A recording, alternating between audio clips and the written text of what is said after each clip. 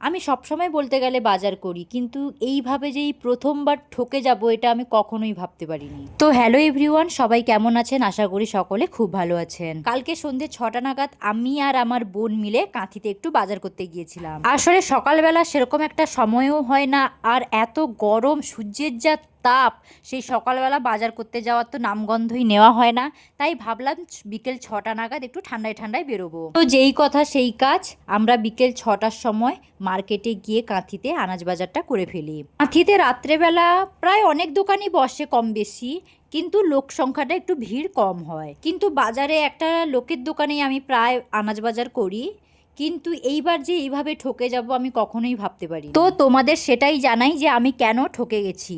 এটা যে দেখতে পাচ্ছ, এটা হচ্ছে এঁচোড়। আমাদের বাড়িতে এঁচোড় সবাই ভালোবাসে কম বেশি, বিশেষ করে চিংড়ি মাছ দিয়ে এঁচোড় খেতে তো আমাদের সকলের পছন্দ।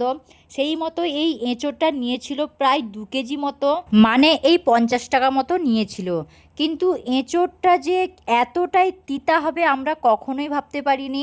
বাড়িতে ভালো করে কেটে কুটে ধুয়ে পরিষ্কার করে সিদ্ধ করে যেভাবেই রান্না করতে হয় আমরা সেভাবেই রান্না করেছি।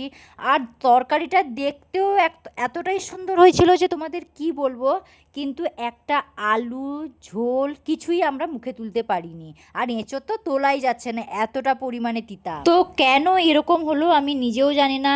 কোনো দিনও আজ পর্যন্ত এতবার আমি এঁচোড় কিনেছি, কিন্তু আজ পর্যন্ত এরকম তিতা কোনো এঁচোড়ই হয়নি। কিন্তু এটা কেন যে তিতা হলো, তোমরা যদি কেউ জানো প্লিজ বলবে আমাকে কমেন্টে করে। আর এই যে সামনে মার্শি শাক, এটা হয়তো তোমরা সকলেই চেনো, আর কে কে ভালোবাসো খেতে অবশ্যই জানিও। এটা কিন্তু 15 টাকা নিয়েছিল। আর দিনের বেলা গেলে সেরকম একটা পাওয়া যায় না শাকসবজি, তবে রাত্রে যদি কাঁথিতে যাওয়া হয় তবে শাকসবজি প্রচুর ওঠে, বিশেষ করে শাকগুলো তো প্রচুর ওঠে। তবে আমার মনে হয় জীবনে প্রথমবার আমি এইভাবে ঠকে গেলাম বাজার করতে গিয়ে, না হলে কোনোদিন আমি এভাবে ঠকিনি। তবে আজকে প্রচুর মন খারাপ লাগছে, মানে এক গামলা তরকারি 8 জনের খাবার, মানে তোমরা বুঝতে পারছো তো কতটা পরিমাণ তরকারি। আমার বোন তো বলছিল তরকারিটা নিয়ে চল, নিয়ে গিয়ে সেই বাজারের লোকটাকে খাওয়াবো যে দেখ কিভাবে এঁচড় দিয়েছো তোমরা। কিন্তু বলো এটা কি করা সম্ভব? কিন্তু ঠকে তো গেছি, আর কি বলা যাবে। তবে এরপর থেকে নিয়ে আসার সময় একটু ভালো করে নিয়ে আসতে হবে দেখে শুনে।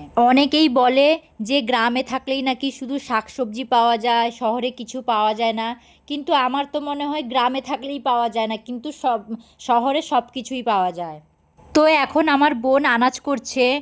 তো তোমাদের দেখাই আমাদের বাড়ির এঁচোড়টা কীরকম এসছিল, শুধু দেখো। এই দেখেছো সামনের দিকে কতটা নষ্ট হয়ে গেছে।